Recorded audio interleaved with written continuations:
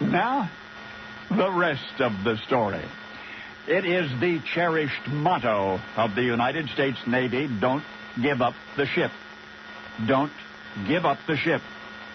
Echoing the immortal words of Captain James Lawrence, uttered in the white heat of actual naval battle: don't give up the ship. And yet so remarkable were the circumstances under which the now world-famous command was given that it's worth your knowing the rest of the story. The so-called War of 1812 had spilled over into the spring of 1813. Now it's June 1. The British warship Shannon was prowling Boston Harbor.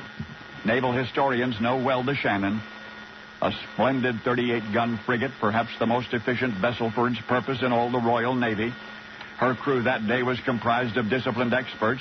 Her captain, Philip Broke, was not only one of Britain's best officers, but one of the most proficient artillerists in any navy, anywhere. And the Shannon's daring invitation to American Captain James Lawrence was clear: come out and fight.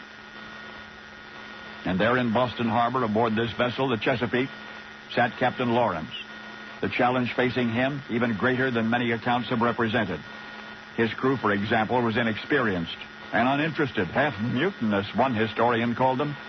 Just past noon, Captain Lawrence mustered them on spar deck for what he intended as inspiration: the hoisting of a flag bearing the words "Free Trade and Sailors' Rights," the delivery of a brief patriotic address. And yet for the foreigners aboard, the patriotic platitudes held no meaning, and the crew in general grumbled through the captain's speech, interrupting with grievances left over from voyages past. So, morally and physically, practically none of Lawrence's men was fit for combat, which made it all the more obvious that unless he, the captain, between now and the first cannon blast, could find some way to put fire in the bellies of those serving under him, the Chesapeake would be lost. And the American frigate sailed out to battle the Shannon, and crowds gathered on shore to watch. Even more adventurous spectators launched pleasure craft in the Chesapeake's wake for a closer look. The eyes of Boston were upon Lawrence and his crew. The majority of them belonged to British sympathizers. It would be unthinkable to back down now. With impeccable precision, the two warships stalked each other. At 5:45, the Chesapeake stood at the Shannon's starboard beam.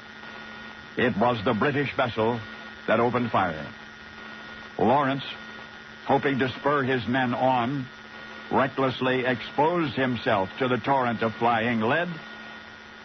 And sure enough, one musket ball struck him squarely in the chest, and he was carried below. It was then that Captain James Lawrence, mortally wounded, gave his final order, a command that has echoed through history ever since: don't give up the ship. Dying words that have lived in the hearts of all men who've ever warred on the waves. Don't give up the ship. The very motto of the United States Navy. The insistence of all who would keep on keeping on. Even though 15 minutes after Captain Lawrence commanded his men, don't give up the ship, they gave up the ship.